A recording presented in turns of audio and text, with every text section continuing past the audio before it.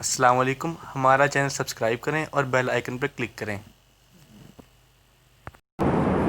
اعوذ باللہ السمیع العلیم من الشیطان الرجیم من حمزہ ونفخہ ونفثہ۔ بسم اللہ الرحمن الرحیم۔ والسابقون الأولون من المهاجرين والأنصار والذين اتبعوهم بإحسان رضي الله عنهم ورضوا عنه وأعد لهم جنات تجري تحتها الأنهار خالدين فيها أبدا ذلك الفوز العظيم۔ سبحان ربك رب العزة عما يصفون وسلام على المرسلين والحمد لله رب العالمين۔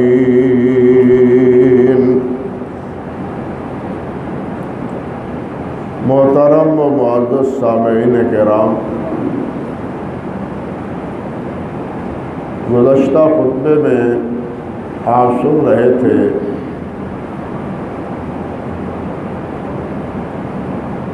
کہ حضرات صحابہ کرام رضوان اللہ علیہم اجمعین میں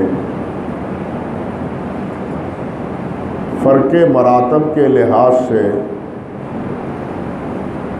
سب سے اول اور سب سے آخر سب سے افضل حضرت ابو بکر صدیق ہیں، پھر حضرت عمر فاروق ہیں، پھر حضرت عثمان ہیں اور پھر حضرت علی ہیں رضی اللہ عنہم اجمعین۔ خلافت کی بھی یہی ترتیب ہے اور فضیلت کے اعتبار سے مرتبے کے لحاظ سے بھی یہی ترتیب ہے، اور اس ترتیب پر تمام اہل سنت، تمام صحابہ کرام متفق رہے، بلکہ عقیدے پر میں نے ذکر کیا تھا کہ عقیدے پر مشتمل جس قدر کتابیں ہیں ان تمام کتابوں میں خلافت کی بھی یہی ترتیب ہے اور افضلیت کی بھی یہی ترتیب ہے، تمام عقیدے کی کتابوں، اور یہ ترتیب نبی کریم صلی اللہ علیہ وسلم کے دور مبارک میں حضرات صحابہ کرام رضوان اللہ علیہ مجمعین سمجھتے تھے۔ صحیح بخاری کی روایت میں جسے حضرت عبداللہ بن عمر رضی اللہ تعالی عنہ بیان کرتے ہیں، فرماتے ہیں کہ ہم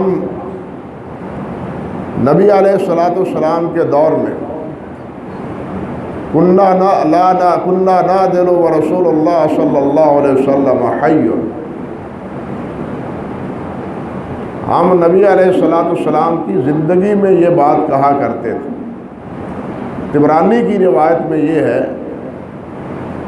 وَرَسُولُ اللَّهِ صلی اللہ علیہ وسلم يَسْمَعُ وَلَا يُنْكَرُ، نبی علیہ السلام ہماری یہ گفتگو بات سنتے اور آپ اس پر کوئی انکار نہ فرماتے۔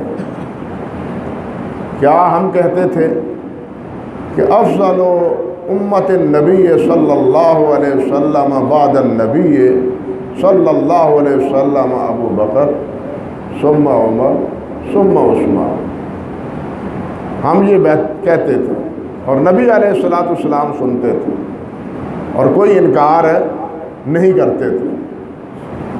یہاں صرف میں اشارہ کیے جاتا ہوں کہ اگر حضرت علی کے بارے میں کوئی وصیت ہوتی، آپ نے کوئی وصیت فرمائی ہوتی، یا جس طرح کے پروپوگنڈا کرنے والے، کیونکہ دور پروپوگنڈے کا ہے اور ہر دور میں پروپوگنڈا کرنے والے جو ہے نا وہی غالب ہوتے ہیں، سنجیدگی کی بات کو بہت کم سنتے ہیں۔ شور و غوغا، ہنگامہ اور ہنگامہ آرائی اور اسی طرح پروپوگنڈا، بس اسی کے زور پر ایک بات مسلسل کہی جائے تو لوگ اس سے متاثر ہوتے ہیں۔ یہ ایک فطرتی سی بات کہ حضرت علی رضی اللہ تعالیٰ عنہ کے بارے میں حجۃ الوداع کے بعد غدیر قوم کے موقع پر آپ نے جو خطبہ ارشاد فرمایا تھا اس میں حضرت علی رضی اللہ تعالیٰ عنہ کی خلافت کا اعلان کیا تھا۔ یہ اپنی جگہ ایک مستقل عنوان ہے۔ میرے کہنے کا مقصد صرف اتنا ہے کہ اگر یہ بات درست ہے، وصیت کی نبی علیہ السلام نے صحابہ کرام کو، حضرت علی رضی اللہ تعالیٰ عنہ کا ہاتھ پکڑ کے نبی علیہ السلام نے حضرت علی کی فضیلت کو بیان بھی فرمایا، سوال یہ ہے کہ نبی علیہ السلام اس موقع پر پھر خاموش کیوں رہے؟ جب صحابہ کرام باہم آپس میں یہ باتیں کرتے تھے تو یہ بات آپ کے اس خطبے کے منافی، اور یہ بات سن کے نبی کے منصب کا تقاضا یہ ہے کہ وہ خاموش نہ رہے۔ نبی کبھی بھی غلط بات سن کے خاموش نہیں رہتا۔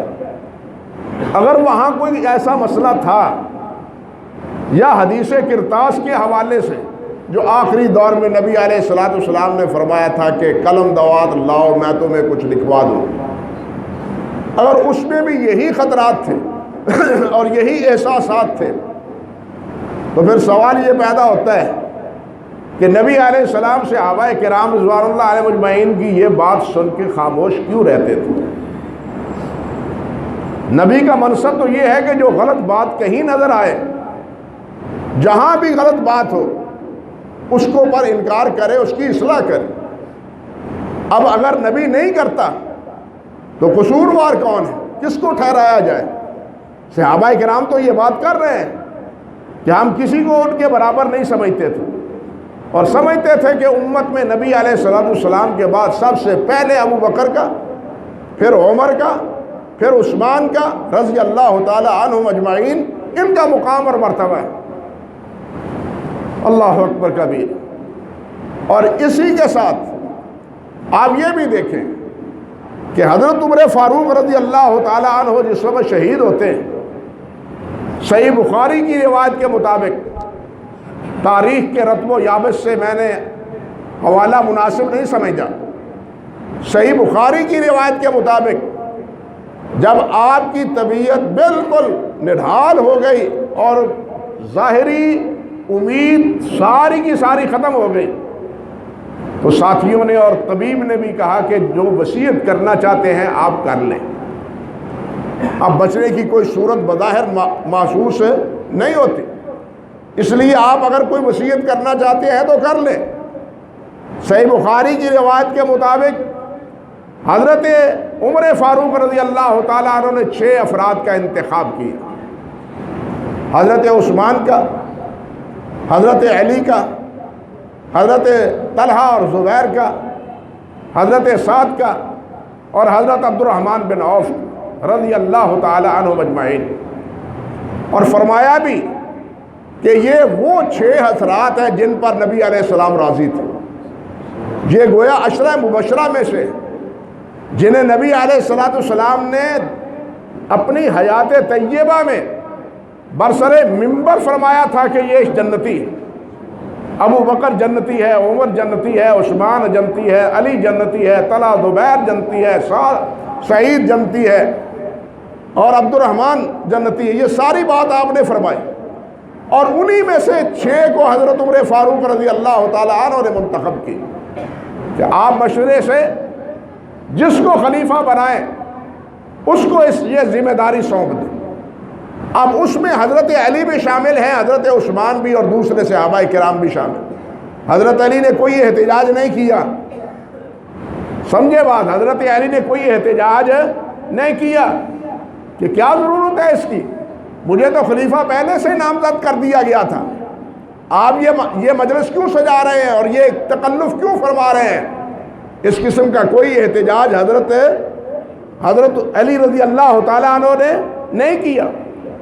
اب یہ 6 ساتھی بیٹھے ہیں، 6 ساتھیوں میں حضرت عبد الرحمن بن عوف فرماتے ہیں کہ بھائی میرا مشورہ یہ ہے کہ تم اپنا یہ معاملہ 3 حضرات کے سپرد کر دو۔ 6 افراد جتنے زیادہ آدمی ہوں گے، کسی معاملے میں مشاورت کے باوجود فیصلہ کرنا مشکل ہو جاتا ہے، آدمی کم ہو تو مشاورت میں فیصلہ کرنا آسان ہوتا ہے۔ ہمیں چاہیے کہ ہم 3 آدمیوں کو منتخب کر لیں۔ اب اس کے بعد ہوا کیا، حضرت زبیر رضی اللہ تعالیٰ عنہ وہ فرمانے لگے کہ میں حضرت علی کے حق میں بیٹھتا ہوں، میرا کوئی مطالبہ نہیں ہے۔ اور اس کے بعد حضرت طلحہ نے فرمایا کہ میں عثمان کے حق میں بیٹھتا ہوں، میرا کوئی استحقاق نہیں ہے۔ اس کے بعد حضرت سعد نے کہا کہ میں عبد الرحمن بن عوف کے حق میں بیٹھتا ہوں۔ یعنی 3 حضرات انہوں نے اپنی برطرفی کا اعلان کر دیا کہ ہم خلافت کے مطالبے میں یا خلافت کے انعقاد میں ہم اپنے آپ کو پیش نہیں کرتے۔ اب یہ 3 افراد ہیں، تینوں نے 3 کی حمایت کی، اب تینوں میں سے ایک کا انتخاب ہونا تھا۔ اب ان تینوں نے کیا کیا، حضرت عبد الرحمن بن عوف کی ڈیوٹی لگائی کہ آپ اس کا فیصلہ کریں، آپ اس کے بارے میں تحقیق کریں، لوگوں سے ملیں اور پھر اس کے بعد کوئی فیصلہ دیں۔ حضرت عبد الرحمن بن عوف رضی اللہ تعالیٰ عنہ فرماتے ہیں، اللہ اکبر، فرماتے ہیں کہ میں نے انہو دارا تلک اللیالی کلہا علی الصحابہ، کہ ان راتوں میں میں تمام صحابہ کرام رضوان اللہ علیہ مجمعین کو ملا۔ جس قدر مدینہ طیبہ میں ساتھی تھے، صحابہ کرام تھے، ان سے فردن فردن بھی اور ان کے گھروں میں جا کر بھی میں نے ان سے ملاقات کی اور ان سے رائے لی کہ بتلاؤ جن کو خلیفہ مقرر کیا جائے۔ فرماتے ہیں لا یخلو برجل منہم الا امرہ بعثمان، کوئی بھی آدمی ایسا نہیں تھا، سب یہی بات کہتے تھے کہ عثمان کو خلیفہ بنا دو۔ جن سے میں ملا ہوں، جن سے ملاقات میں نے کی ان راتوں میں، وہ سب یہی مشورہ دیتے تھے مجھے کہ عثمان کو خلیفہ بناؤ۔ اللہ اکبر کبیرہ۔ اب اس کے بعد کیا ہے، حضرت عبد الرحمن بن عوف رضی اللہ تعالیٰ عنہ، حضرت عثمان، حضرت علی اور دوسرے صحابہ ایک جگہ اکٹھے بیٹھے ہیں۔ حضرت عبد الرحمن بن عوف رضی اللہ تعالیٰ عنہ حضرت علی کا ہاتھ پکڑتے ہیں اور ہاتھ پکڑ کے حضرت علی رضی اللہ تعالیٰ عنہ کا فرماتے ہیں لَكَ قرابت رسول اللہ صلی اللہ علیہ وسلم والقدم فی الاسلام ما قد علمت، کہ آپ کو جو نسبت، جو قرابت داری نبی علیہ السلام سے حاصل ہے، اور ان حضرات میں جو باقی ہیں ان میں سب سے پہلے اسلام قبول کرنے والوں میں سے آپ ہیں، یہ حقیقتیں آپ جانتے ہیں۔ فواللہ، اللہ کی قسم، اگر میں لئن امرتک لتعدلن، اللہ کی قسم اگر میں تمہیں امیر بنا دوں تو تو عدل کرے گا، انصاف کرے گا۔ وَلَئِنْ أَمَّرْتُ عُثْمَانَ لَتَسْمَعَنَّ وَلَا تُطِيعَنَّ، اور اگر میں عثمان کو خلیفہ بنا دوں تو عثمان کی اطاعت کرو گے اور اس کی بات مانو گے۔ یہ حضرت علی رضی اللہ تعالی عنہ سے حضرت عبد الرحمن بن عوف نے کہا۔ اللہ اکبر کبیرہ۔ حافظ ابن حجر رحمۃ اللہ علیہ نے فتح الباری میں مدائنی کی روایت سے یہ بات نقل کی ہے کہ انہوں نے یہ بھی فرمایا، ارائیتا، اے علی کیا خیال ہے آپ کا، لو صرف هذا الامر عنك فلم تعذر من كنت ترى احق بها من هؤلاء الرهط، تم اگر موجود نہ ہو اور تمہارے علاوہ یہ جو ساتھی ہیں 3 جن کے بارے میں نام زدگی کے بارے میں بات ہوئی ہے، 3 نے ڈرا کر دیا اور 3 اپنی جگہ پر قائم ہیں، تو آپ کی رائے اس کے بارے میں کیا ہے، کس کو خلیفہ بنایا جائے؟ قال عثمان، حضرت علی کہنے لگے عثمان کو۔ حضرت علی کی رائے بھی کیا تھی؟ عثمان کو رضی اللہ تعالی عنہ۔ لیکن یہاں ایک اور عجیب بات ہے جسے اللہ اکبر کبیرہ نقل کیا ہے ابن بطہ رحمۃ اللہ علیہ نے الابانۃ الکبریٰ میں، کہ حضرت عمر فاروق رضی اللہ تعالی عنہ جب انہوں نے 6 افراد کو نامزد کیا تو اس وقت یہ 6 کے 6 جارے لگے۔ تو لفظ ہے ابن بطہ رحمۃ اللہ علیہ کے کہ فلما ولوا من عنده اتبعهم بصره وقال لئن ولوها العجیلہ لیرکبن بهم الطریق۔ عجیلہ کہتے ہیں جس کی کن پٹی اور سر کے ابتدائی سر پر بال نہ ہو، سر پر بال نہ ہو۔ حضرت علی رضی اللہ تعالیٰ عنہ کے سر پر بال نہ تھے، کن پٹی پر بال نہ تھے۔ حضرت عمر نے فرمایا رضی اللہ تعالیٰ عنہ ان 6 کو جاتے ہوئے اگر یہ جس کے سر پر بال نہیں ہے اس کو امیر بنا لیں تو یہ امید ہے کہ اس معاملے کو آگے لے چلے گا۔ حضرت عمر کی رائے کیا تھی؟ حضرت عمر کی رائے کیا کس کے بارے میں تھی؟ بظاہر حضرت علی کے بارے میں، حضرت علی کے بارے میں۔ لیکن عبد الرحمن بن عوف کیا کہتے ہیں کہ میں سب کو ملاؤں؟ وہ سب یہ کہتے تھے باقی کہ حضرت عثمان کو خلیفہ بنایا جائے۔ فرماتے ہیں ثم خلا بالآخر، پھر اس حضرت عثمان غنی رضی اللہ تعالیٰ عنہ سے ملے، ان کا ہاتھ پکڑا اور ان سے کہا کہ آپ بتلاؤ۔ فقال مثل ذلك، انہیں بھی وہی بات کہی کہ آپ کی نبی علیہ السلام کے ساتھ قرابت داری ہے، آپ اولین سابقین میں سے ہیں، آپ بتلائیں اگر میں علی کو خلیفہ بنا لوں تو تم حضرت علی رضی اللہ تعالیٰ عنہ کی اطاعت کرو گے، فرمانبرداری کرو گے؟ عثمان نے کہا ہاں۔ انہوں نے بھی اس کی تائید کی۔ پھر کیا ہوا؟ فلما اخذ المیثاق، جب دونوں سے یہ اقرار اور وعدہ لے لیا تو پھر قال ارفع یدک عثمان، فرمایا عثمان ہاتھ بلند کرو، ہاتھ اونچا کرو۔ فبایعہ لہ علی، حضرت علی حضرت عثمان کا ہاتھ بلند کروایا اور اشارہ کیا کہ یہ تمہارے خلیفہ ہیں۔ فتح الباری کے الفاظ ہیں کہ سب سے پہلے گویا بیعت کرنے والے حضرت عثمان کے ہاتھ پر وہ حضرت علی رضی اللہ تعالی عنہ تھے۔ اس کے بعد وَلَجَ أَهْلُ الدَّارِ فَبَایَعُوهَا، پھر تو جناب جھمگٹ ہو گیا، ٹوٹ پڑے لوگ حضرت عثمان غنی رضی اللہ تعالی عنہ پر، اور انہوں نے حضرت عثمان رضی اللہ تعالی عنہ کی بیعت کی۔ یہ انعقاد کا واقعہ، خلافت کے انعقاد کا یہ واقعہ خود اس بات کی برہان اور دلیل ہے کہ حضرت علی بھی باقی صحابہ کرام میں کس کو مقدم سمجھتے تھے؟ حضرت عثمان کو سمجھتے تھے۔ اور یہ تو میں پچھلے خطبے میں بھی عرض کر چکا ہوں کہ صحیح بخاری میں محمد بن حنفیہ نے ان سے روایت کی ہے جو حضرت علی کے فرزند ہیں، بیٹے ہیں، کہ اس امت میں سب سے افضل کون ہے؟ ابو بکر ہیں، پھر عمر ہیں، اور اس کے بعد عثمان ہیں۔ لیکن سوال بدلا عثمان کے بعد پھر سوال بدلا کہ میں اگر یہی سوال کروں کہ ثم من تو پھر کسی اور کا نام نہ لے لیں۔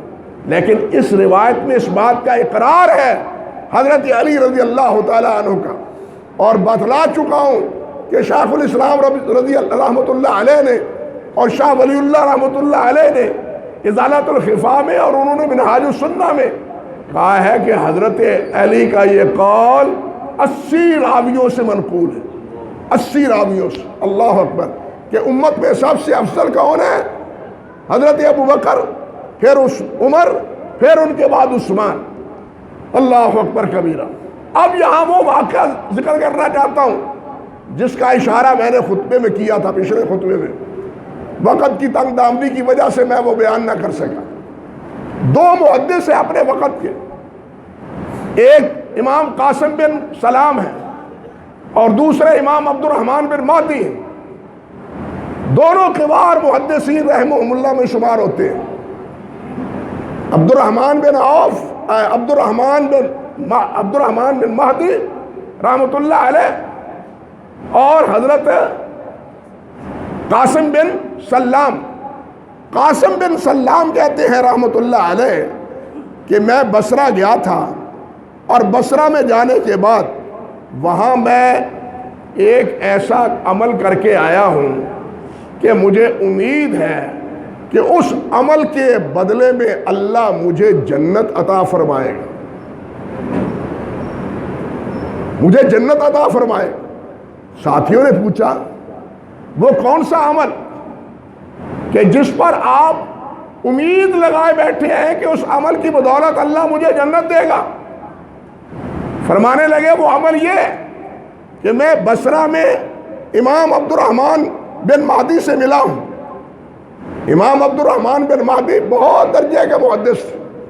آپ اندازہ کریں کہ امام محمد بن بشار البندار رحمۃ اللہ علیہ وہ فرماتے ہیں کہ امام ابن مہدی رحمۃ اللہ علیہ اختلفت الی یحییٰ 20 سنہ، 20 سال تک میرا ان کے ساتھ رابطہ رہا ہے، آنا جانا لگا رہا ہے۔ فرماتے ہیں فما اظن انہ عصی اللہ قط، میں نہیں سمجھتا کہ انہوں نے اس 20 سال کے عرصے میں کبھی اللہ کی نافرمانی کی۔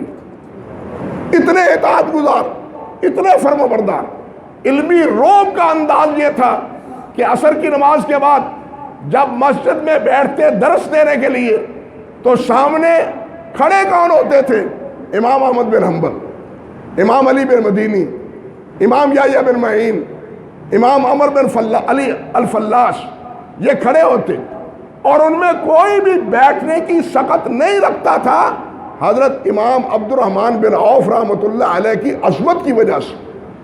اس سے آپ اندازہ کر سکتے ہیں کہ امام عبد الرحمن بن مہدی کی قدر و منزلت کیا تھی۔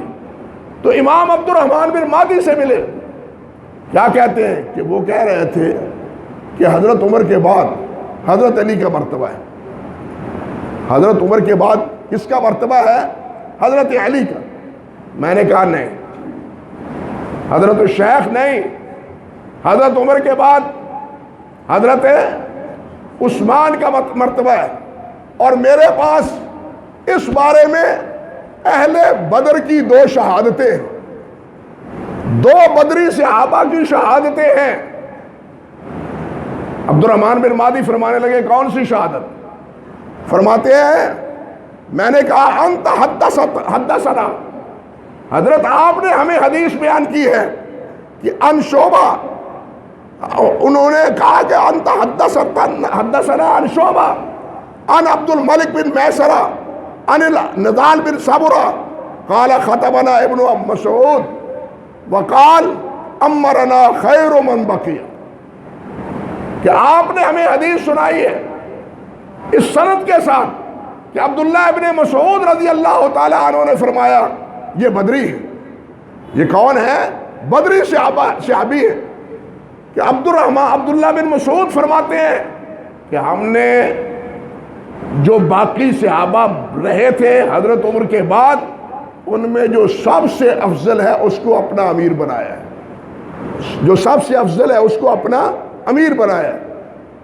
عبد الرحمن بن مہدی کہنے لگے دوسری شہادت، تو فرمانے لگے دوسری شہادت یہ ہے کہ امام زہری کہتے ہیں، زہری بیان کرتے ہیں حمید بن عبد الرحمن سے، اور وہ بیان کرتے ہیں مسور بن مخرمہ سے، اور وہ روایت کرتے ہیں عبد الرحمن بن مہدی سے، یعنی عبد الرحمن بن عوف سے، صحابی عبد الرحمن بن عوف سے، کہ عبد الرحمن بن عوف فرماتے ہیں شاورت المہاجرین، وہ جب انہیں نمائندہ بنایا تھا تو کہتے ہیں شاورت المہاجرین والانصار، میں نے انصار اور اول مہاجرین سے مشورے کیے، وعمراء الاجناد، اور لشکروں کے جو امیر تھے، مسلمان لشکروں کے جو امیر تھے عمراء تھے ان سے، واصحاب رسول اللہ صلی اللہ علیہ وسلم، اور باقی تمام صحابہ کرام رضوان اللہ علیہ مجمعین سے میں نے مشورہ کیا۔ فلم ارى احدا یعدل بعثمان، میں نے کسی کو بھی نہیں دیکھا کہ وہ عثمان کے برابر کسی اور کو سمجھتا ہو۔ سب اس بات پر متفق تھے کہ عثمان اب جتنے باقی ماندہ صحابہ ہیں ان سب میں کیا ہے؟ افضل ہے، سب سے افضل حضرت عثمان ہے۔ فرماتے ہیں رضی اللہ تعالیٰ عنہ، فَتَرَكَ يَحْيَىٰ قَوْلَهُ وَقَالَ ابو بکر ثم عمر ثم عثمان۔ اللہ اکبر۔ اور ایک روایت کے لفظ یہ ہے کہ یا علی، حضرت عبد الرحمن بن عوف نے حضرت علی سے کہا، جہاں دوسرے صحابہ سے مشورہ ہوا خود حضرت علی سے انہوں نے کہا، انی قد نظرت امر الناس، میں نے لوگوں کے معاملے پر غور و فکر کیا ہے، فلم اراہم یعدلون بعثمان، تو میں نے تو یہی دیکھا ہے کہ عثمان کے مقابلے میں وہ کسی اور کا نام نہیں لیتے۔ حضرت علی کو برملا یہ بات حضرت عبد الرحمن بن عوف رضی اللہ تعالیٰ عنہ نے فرمائی۔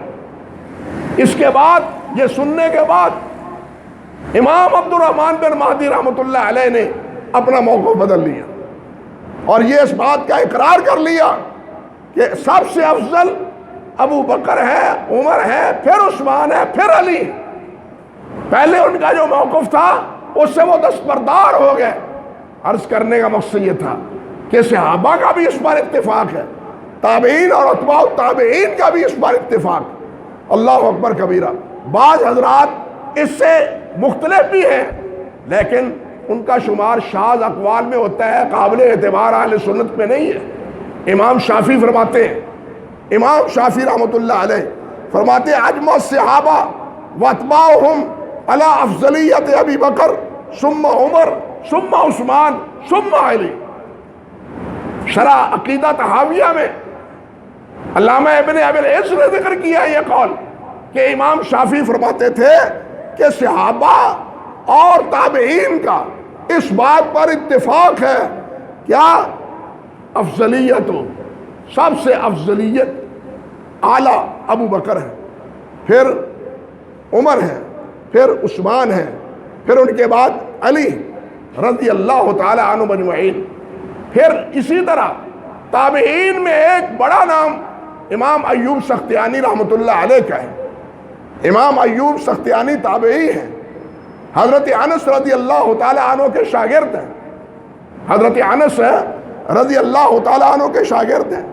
اور امام مالک اور دوسرے امام مالک، سفیان ثوری، شعبہ، حماد اور حماد بن زید ہوں یا حماد بن اسامہ ہوں یا اسی کے علاوہ امام سفیان ابن عیینہ ہوں، یہ سب امام ایوب رحمۃ اللہ علیہ کے شاگرد تھے۔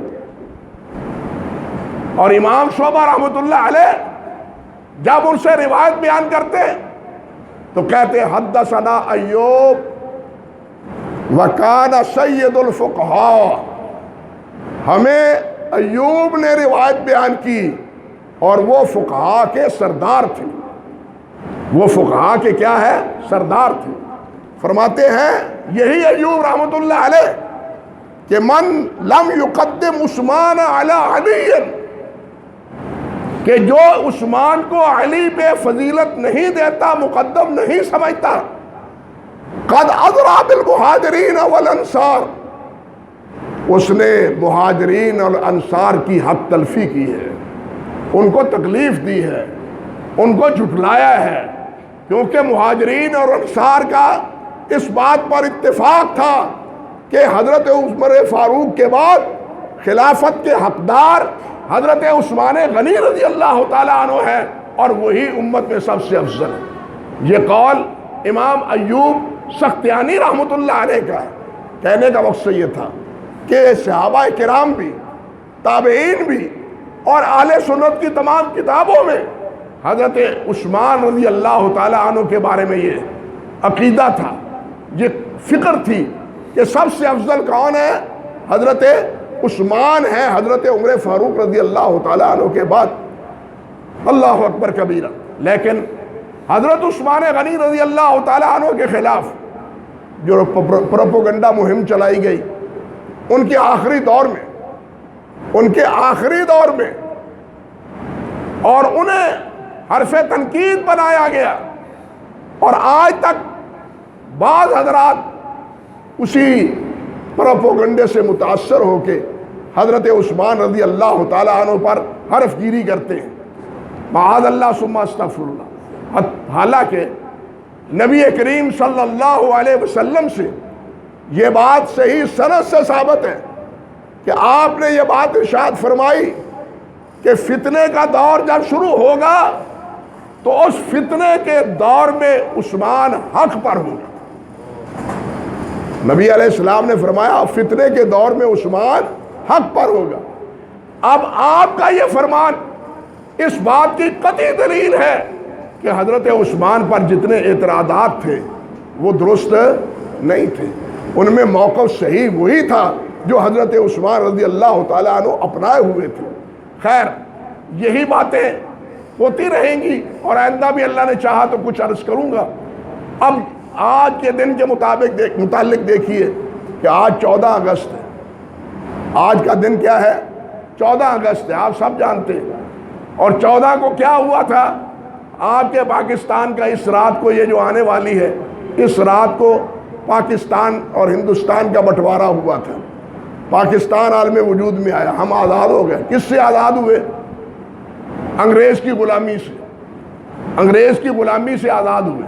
لیکن کیا ہم ان سے آزاد ہونے کے بعد فی الواقعہ آزاد ہیں؟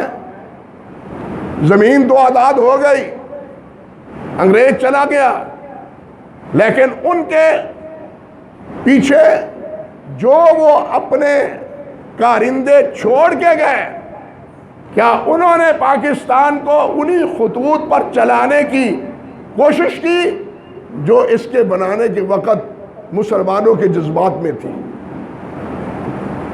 قطعاً نہیں، بالکل نہیں۔ المیہ یہ ہے کہ آج بھی پاکستان پر حکمرانی پاکستان کی نہیں ہے، پاکستان کی نہیں ہے۔ آج بھی اس پر حکمرانی امریکہ کی ہے یا برطانیہ کی ہے، حکم وہاں سے چلتا ہے، اور پیروی ہم آنکھیں بند کر کے کرتے ہیں۔ ہماری تعلیم، ہماری تجارت، ہماری خارجہ پالیسی، ہماری خارجہ پالیسی، یہ سب کی سب، یا اسی طرح ہمارا دفاع، یہ چاروں وزارتیں اس وقت تک نہیں بنتی جس وقت تک ادھر سے اجازت نہ لی گئی ہو۔ یہاں ملک میں آپ نے ابھی پچھلے ہفتے دیکھا اور سنا کہ ایک بدماش نے جرأت سے کیا کیا؟ نبی ہونے کا دعویٰ کر دیا، نبی ہونے کا دعویٰ کیا، اور 2 سال تک نام نہاد جج، میں تو نام نہاد ہی کہوں گا، نام نہاد جج نے 2 سال تک فیصلہ نہیں کیا، اور فیصلے کے لیے پھر کیا کیا؟ رات کو عدالت لگائی، اتوار کے روز، چھٹی کے دن۔ آپ کے علم میں ہے یہ کس کے کہنے پر چھٹی کے دن عدالت لگی ہے؟ اور اسی کے موقع پر اس مردود کو قتل کر دیا گیا۔ اب اس کے پیچھے کیا بولیے بات بات کی بولی جا رہی ہے، اور ان کو لے جانے کی اور ان کو آزاد کرنے کی کیا کوششیں ہو رہی ہیں۔ آج کی تازہ خبر بھی آپ نے دیکھی ہوگی کہ باریہ ٹاؤن میں ایک اور نے نبوت کا اعلان کر دیا ہے، انا للہ و انا الیہ راجعون۔ ان بدماشوں نے تو اس کو کھلواڑا بنا دیا، معاذ اللہ ثم استغفر اللہ۔ یعنی نبوت کا مسئلہ ایک کھیل اور تماشا ہے۔ جو بدماش جب چاہتا ہے نبی علیہ السلام کی ختم نبوت کے تقابل میں اپنی نبوت کا اعلان کر دیتا ہے۔ یہ جرأت کس وجہ سے ہے؟